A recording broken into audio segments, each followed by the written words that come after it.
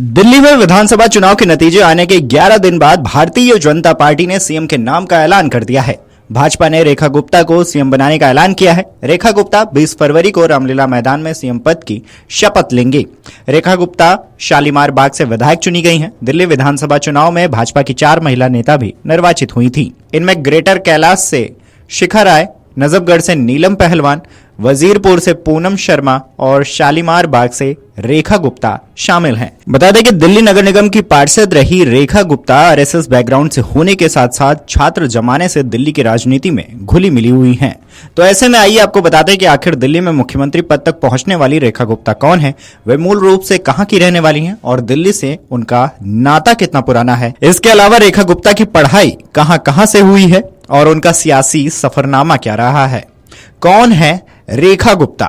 रेखा गुप्ता दिल्ली की शालीमार बाग विधानसभा सीट से विधायक हैं। वे मौजूदा समय में दिल्ली भाजपा की महासचिव और भाजपा के महिला मोर्चा की राष्ट्रीय उपाध्यक्ष भी हैं। 50 वर्षीय रेखा का जन्म हरियाणा के जिंद जिले में स्थित नंदगढ़ गांव में 1974 में हुआ था। उनके पिता स्टेट बैंक ऑफ इंडिया में अधिकारी पद पर थे। 1976 में रेखा का परिवार दिल्ली आ गया, तब उनकी उम्र महज 2 साल थी। आपको बता दें कि इसके बाद रेखा की प्राथमिक से लेकर उच्च शिक्षा तक दिल्ली में हुई है।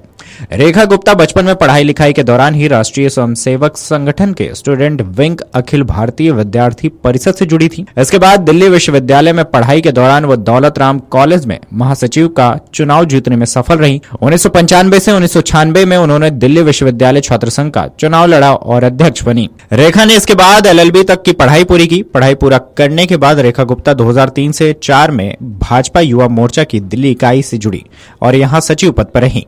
इसके बाद साल 2004 से 2006 तक उन्होंने भारतीय जनता युवा मोर्चा की राष्ट्रीय सचिव के तौर पर जिम्मेदारी निभाई। रेखा गुप्ता को 2015 और 2020 के विधानसभा चुनाव में शालीमार बाग से चुनाव में उतारा गया, जहां 2015 में उन्हें आम आदमी पार्टी की वंदना कुमारी ने करीबन 11,000 वोटों से हराया, तो वहीं 2020 में उनकी हार का अंतर 3400 वोटों के करीब था। हालांकि 2025 के विधानसभा चुनाव में उन्होंने वंदना कुमारी को बड़े अंतर से मात दे दी। बता दें कि दिल्ली के रामलीला मैदान में भाजपा के मुख्यमंत्री के शपथ समारोह की तैयारियां जोरों पर हैं। 20 फरवरी को रामलीला मैदान में होने वाले शपथ ग्रहण कार्यक्रम को देखते हुए दिल्ली पुलिस ने समारोह स्थल की सुरक्षा के अभूतपूर्व इंतजाम किए हैं।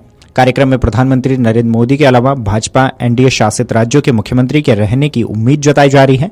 ऐसे में दिल्ली पुलिस ने सुरक्षा के लिए एड़ी चोटी का जोर लगा दिया है। चूंकि कार्यक्रम में प्रधानमंत्री मौजूद रहेंगे, इसलिए उनकी सुरक्षा में एसपीजी की तैनाती भी की गई है। बता दें कि दिल्ली चुनाव के नतीजों में भारतीय जनता पार्टी को भारी बहुमत मिला था। बीजेपी ने 48 सीटें हासिल की थी, वहीं आम आदमी पार्टी को मात्र 22 सीटों से संतोष करना पड़ा। बीते 10 साल से दिल्ली की सत्ता पर काबिज आम आदमी पार्टी का किला ढह गया। चुनाव में आम आदमी पार्टी को कई बड़े झटके लगे। पार्टी के कई प्रमुख नेता चुनाव हार गए। दिल्ली के पूर्व मुख्यमंत्री अरविंद केजरीवाल खुद नई दिल्ली सीट से चुनाव हार गए। इसके अलावा मनीष सिसोदिया को जंगपुरा सीट से हार का सामना करना पड़ा। वहीं सौरभ भारद्वाज भी ग्रेटर कैलाश से चुनाव हार गए।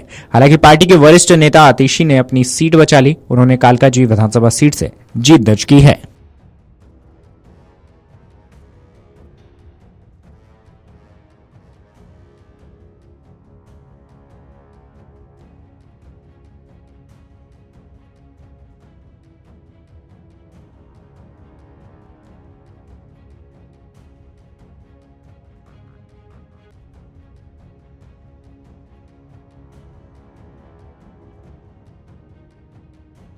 अमर उजाला जीवांजलि के सारथी की मदद लें और महाकुंभ में स्नान जरूर करें।